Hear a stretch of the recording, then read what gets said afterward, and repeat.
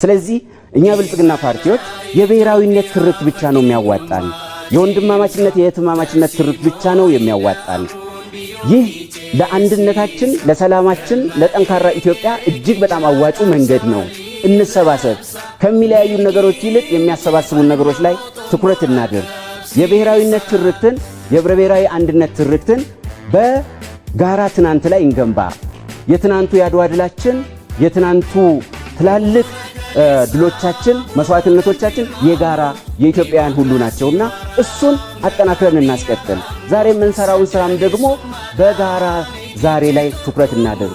ዛሬ ህፃናትን እናሰባት፣ ትውልዱን እናሰባት፣ ወንድማማች እናርጋቸው፣ እህትማማች እናርጋቸው፣ ከምንለያያቸው የሚያሰባስባቸው ነገር ላይ ትኩረት እናድርግ የሚል ስራ ነው የምንሰራው። ነገ የምንሰራው ነገር ለነገው ትውልድ ወደ ላይ ለሚያድጉ ህፃናት ዕዳን ሳይሆን በረከትን ይዞ እንዲመጣ አድርገን ኢትዮጵያን እንገንባት። ልጆችን እናስተምር፣ ህፃናትን እናስተምር። የሚያስተሳስሯቸው ነገሮች ላይ እናተኩር። ወንድማማችነት እህትማማችነት ላይ እናተኩር። ተቋማትን እንገንባ። የነገውን ትውልድ ትኩረት አድርገን እንስራ የሚል አቋም ነው ያለው ብልጽግና ፓርቲ።